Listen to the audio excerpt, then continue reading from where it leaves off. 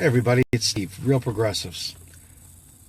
The people out there that are obviously scared to death of Donald Trump and scared to death of the things that he's doing, many of them have a very, very good rationale for being scared to death of those things. And I'm not going to tell somebody that their fears or their concerns about their own personal lives are irrational. You feel what you feel, you do what you do. It's on you as a person to handle your business. But when I think about people sitting there trying to make people afraid by using fear tactics that the establishment has done, the establishment gaslighted us about Bernie Sanders. The establishment gaslit us about Jill Stein. The establishment has made their most loyal vote blue sycophants live in just total terror, and they believe they're 100% right. And they run around literally, they're bullies. They're literally bullies. And I believe that it's largely out of fear that drives them. But whatever it is, this whole concept of chasing people down that are willing to fight outside of the Democratic Party for progress is unbelievable. The level of it's not even gaslighting. It's like psychological bullshit. This whole let's send 1 million of these little swarm ants at somebody, and their hashtag warfare, whatever, bullshit, Trollsville, whatever. But, watching them attack Debbie with Justice Democrats, she's raising valid concerns, Debbie, the same progressives, raising valid concerns. And I have been attacked mercilessly by these vote blue sycophants. And I just take it honestly as like a feather in the cap that I must be doing something right, that they're making memes about me and creating hashtags about me and talking all kinds of smack about me. So I'm assuming, I'm just making the point that possibly, just maybe, I'm doing something right. But I got to tell you, you're not going to get anywhere living in a reactive mode. If everything you do is reactive, that means somebody else is setting the agenda. Do you get that? David, the Justice Dems were attacking Debbie. So, at the end of the day, if you sit there and you allow somebody to pull you left and right, if you allow them to make you jump and dance to their tune, that means you're not setting the agenda for what you want done. You have given up your agency. You have given up the ability to set your own agenda. You are now living in their world. This is what fear does to us. Fear allows some externality to set your agenda for you. And I can't do that. I've got dreams, I've got aspirations, I got desires. And those dreams and desires are about positive change. They're about things that we can actually make happen today. And I watched the entirety of Bernie Sanders coming around. And, people don't have to fucking like hearing about this. It's too bad. But this is the lesson Steve Grumbine took from the entirety of this mess, right? People weren't ready to hear what Bernie had to say. So he had to take the entire friggin' cycle to explain to people. Well, now you're sitting there watching people getting wrapped around the axle by Donald Trump. So what happens when that happens? All the stuff you learned with Bernie is thrown out the frickin' window because now you got to worry about being reactive to Donald Trump. What do you want, people? What do you want? What do you want? Do you want to just be reactive? If you do, you're not getting anything. You're not getting nothing. There's no change that you make by living in a fear-based reactive world. Literally nothing changes that way. So, for me, I come at this from a totally different angle. You know this. I mean, my approach is that the unifying message is economics.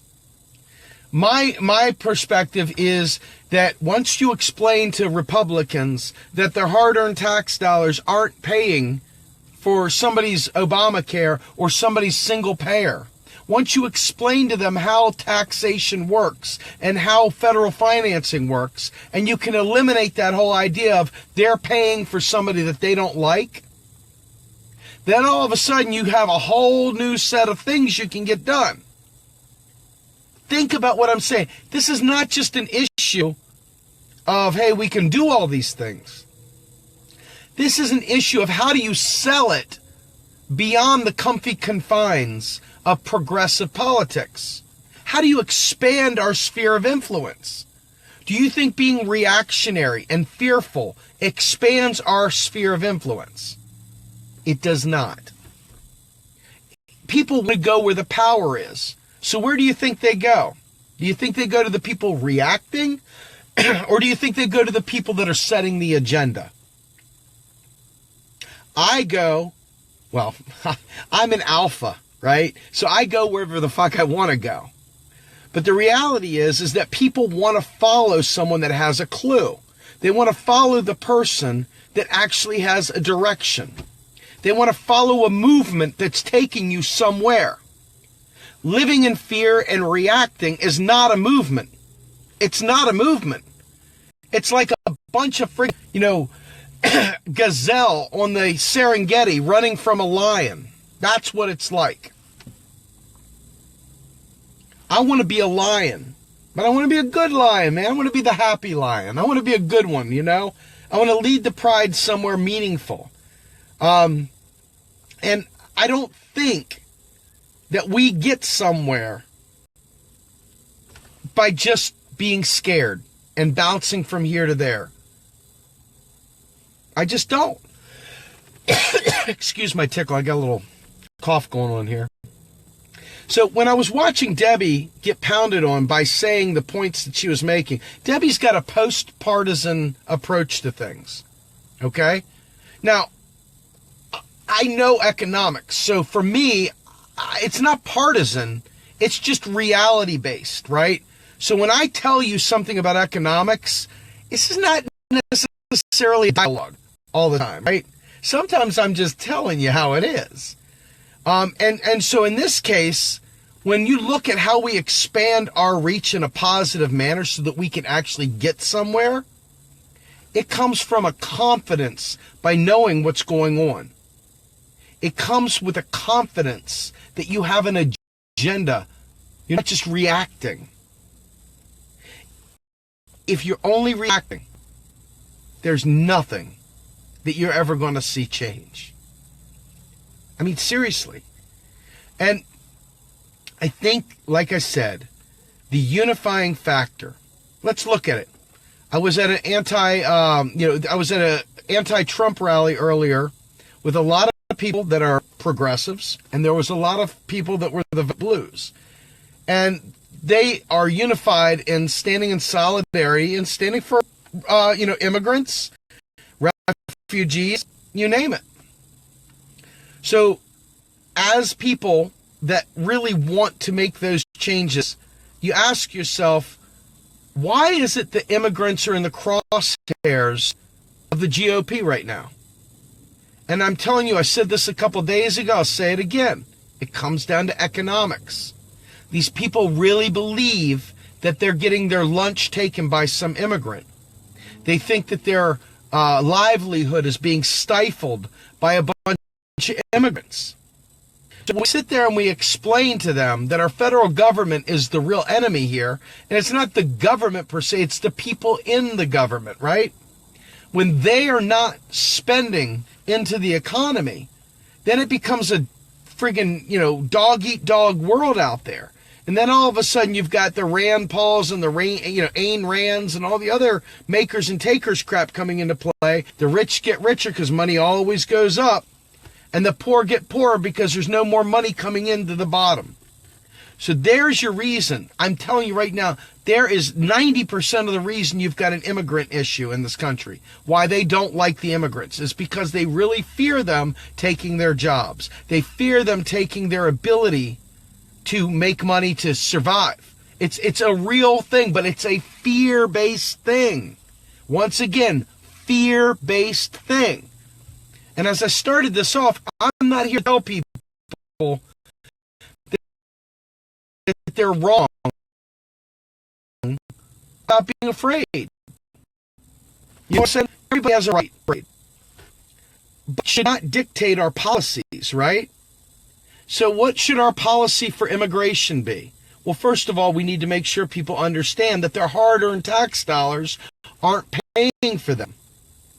If they understand that, so much will be fixed right there. Just that one thing right there. Just that one thing. But then add in the fact that the reason why there aren't so many jobs out there is because the government spending has been shrinking and shrinking and shrinking. We're close to a surplus again. So you've got a jobs issue. You've got an issue with jobs. Then you take into the fact that we have been funding terrorism around the world. The U.S. has been dumping money into ISIS, etc. Now all of a sudden Trump is saying, hey, we're going to cut off the supply of money. Well, besides the fact that they're bigots and they don't like the Middle Eastern people, right, and Muslims, etc., there's also a truth here. Let's be fair. Let's give the devil its due. You cut off funding for a terror organization, they might just come after you, right? They might. So there's some things to think about there as well, all right? I think it's very important that we put our game faces on and that we think through and we don't allow fear to drive us so that we set the agenda, even when we're not in power. We give something for us to look forward to in 2018, in 2020. If all you're doing is doing what Hillary did, saying, I'm not Trump, we're going to lose every time. We're going to lose every time. And I think in some ways we won by Hillary not winning. Not because I like Trump, lest any loser say something I didn't say. It's because I watched the Democrats finally getting off their lard asses and fighting again. They've gotten off their couch. They've stopped going out for drinks with, the drinks with the little umbrellas in the cup and the lattes. Okay? They've gotten off their tail ends and they've had to fight again.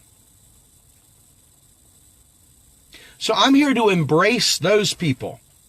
I don't care what the cause is right now. We need people out of their seats. We need people using their heads. This revolution requires thinkers, not reactionaries. Not reactionaries. So I think that as we go forward, you have to ask yourself, do you have the strength of conviction to build on a positive message that teaches this economic reality so that when our next POTUS choice comes up or when we go to elect a Senate, that they know what the hell they're talking about? You can like Tulsi Gabbard all day long, but if she comes in there talking about having to reduce spending, you know that she's still stuck in neoliberal logic. And that is just as bad, even if you like her. Even if you like her. And that's a problem. Because that's what we're facing. Even if you like these people and they say the wrong things, it's detrimental to progress. That is why it's so critical. So critical. We proactively work to educate. Think about it. Be smart. Be a thinker. Be proactive, not